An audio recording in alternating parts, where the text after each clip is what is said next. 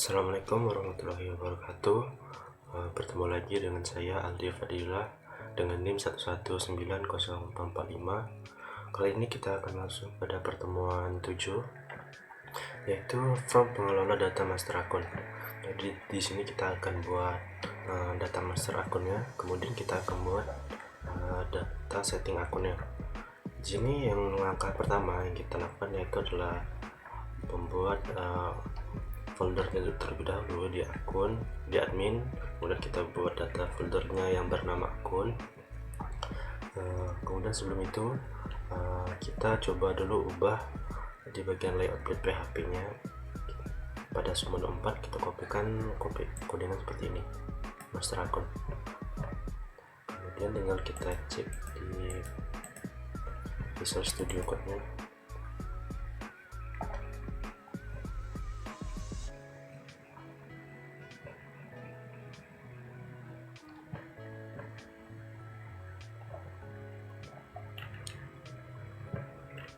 Sini tinggal kita lihat di bagian layoutnya. Pada bagian ini kita masukkan seperti yang ada di modul.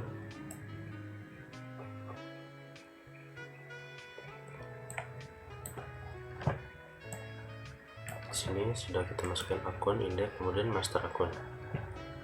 Setelah itu, di sini selanjutnya kita akan membuat model akunnya. Jika belum membuat model akun, silahkan tinggal buat dengan masukkan perintah php artisan make model, kemudian nama modelnya.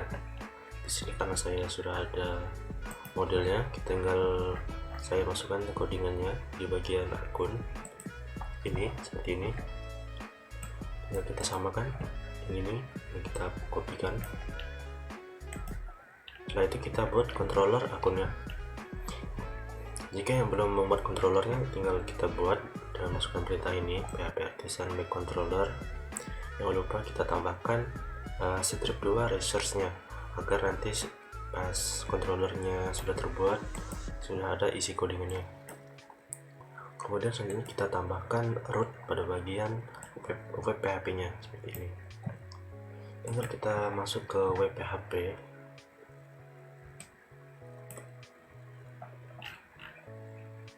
Di sini kemudian tinggal kita masukkan di bagian akunnya, akun controller yang di sini. Setelah itu kita akan membuat tampilan halaman data akunnya.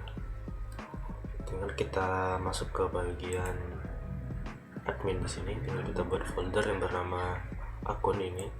Kemudian kita buat file yang bernama akun blade PHP nya. Setelah itu kita tinggal masukkan codingannya ini dalam akun blade PHP yang tadi. Sampai selesai sampai sini. Jika sudah, kita langsung beralih ke bagian akun controller PHP nya yang tadi sudah dibuat. Akun controller PHP di sini. Di sini pada bagian indeks tentunya kita masukkan dulu ini codingannya, kita masukkan. Kemudian selanjutnya di sini membuat tampilan input data akunnya. Di sini tinggal buat lagi file baru di bagian akun dengan nama input blade PHP, kemudian kita masukkan codingannya yang ini.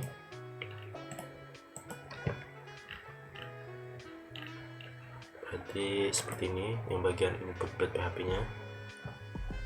Jika sudah, tinggal kita beralih ke bagian controller PHP nya lagi. Di sini kita masukkan pada bagian public function create-nya. Kita akan membuka yang namanya itu admin akun, kemudian akun inputnya.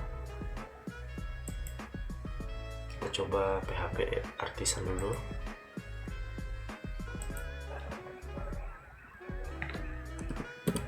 Kita masukkan PHP artisan serve.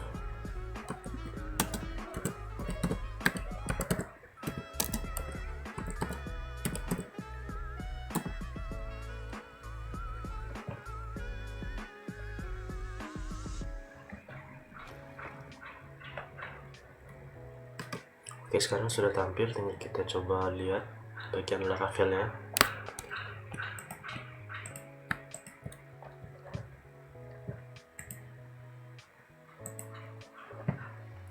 Kita login dulu. Kita coba pakai admin langsung.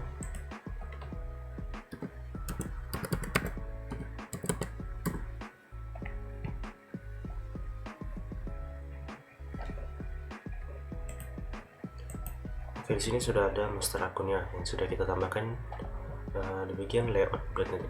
Kalau kita klik di sini, maka tampilannya akan seperti ini. Kemudian selanjutnya di sini untuk menyimpan data akun input, kita coba masukkan tambah akunnya.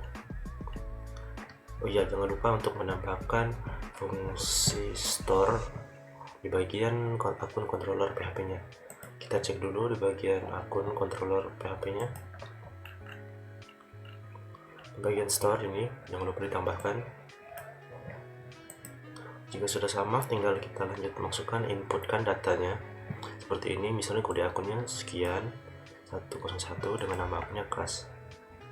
Di sini saya sudah memasukkan sebelumnya untuk data akunnya. Sudah ada kode akunnya 11 dengan nama akunnya kelas, hingga seterusnya. Kemudian selanjutnya kita tinggal buat lagi data di bagian akunnya, folder akunnya dengan nama edit.php. Bagian akun sini di folder akun, kemudian akun.php nya kita buat edit akun atau edit.php juga bisa, tinggal kita pindahkan codingannya. Setelah itu kita masukkan lagi ke bagian akun controllernya di bagian fungsi update nya. Controller di sini, kemudian di bagian update ini jangan lupa bagian update diisikan. Kemudian kita tambahkan lagi di bagian web PHP nya, kita tambahkan bagian root. Tinggal copy saja di sini, kemudian masuk ke web PHP nya.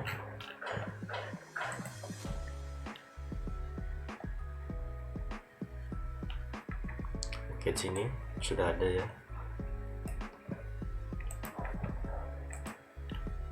Oke, selanjutnya di sini tinggal coba aja untuk mengubah atau menambahkan.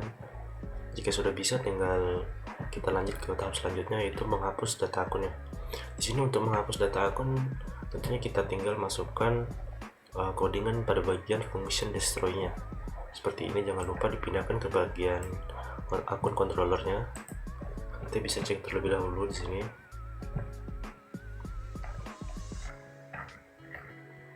Pada bagian akun controller di sini, kemudian di bagian destroy.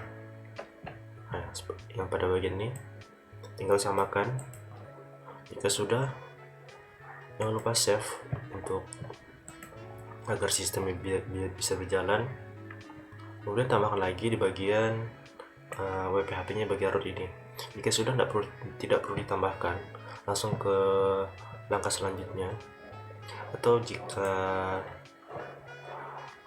masih ragu, tinggal yang perlu kita masukkan di bagian web PHP itu hanya 3 ini saja. Kemudian di sini kita langsung masuk ke membuat master data setting akunnya di sini. Di sini sama, tinggal kita masukkan di bagian layout. Ini di bagian di bawah master akunnya. Bagian layout. Ya, di bagian sini. Tapi di sini kita tidak menggunakan yang namanya setting index. Kita masukkan yang namanya setting transaksi. Jangan lupa di sini. Kemudian tinggal masuk ke bagian setting modelnya. Di sini jangan lupa masukkan codingannya ini. Setelah kita masukkan codingan ini, kita masuk ke bagian controllernya. Kita buat dulu controllernya. Jangan lupa untuk masukkan resetnya. Kemudian kita tambahkan lagi bagian root gate-nya di bagian web PHP-nya. Kita bisa cek di bagian web PHP-nya di sini. Ya, di bagian setting sini seperti ini. Jangan lupa dimasukin. Kemudian langkah selanjutnya yaitu kita masuk atau kita buat dulu bagian setting blade PHP-nya. Di sini saya sudah buat di bagian setting ini, di sini setting blade PHP-nya ini. Jangan lupa dipindahkan. Kemudian selanjutnya kita buat setting controller PHP-nya. Di sini di public function index jangan lupa ditambahkan bagian ini. Kita cek dulu di bagian setting controllernya, ya di bagian index. Kemudian untuk yang public function simpannya, kita tidak menggunakan public function simpan di sini, kita malah menggunakan yang namanya yang create. Yang ini codingannya kita ambil dari bagian code sini sampai akhir, kemudian tinggal copy pada bagian public function create-nya. Kemudian selanjutnya di sini, ketika kita sudah membuat yang bagian controller tadi, kita buat dulu shadernya. Di bagian ini kita pakai shader, tinggal kita buat, kemudian kita masukkan setting shadernya. Setelah itu kita masukkan codingannya. Di sini setting shadernya, jangan lupa untuk disamakan.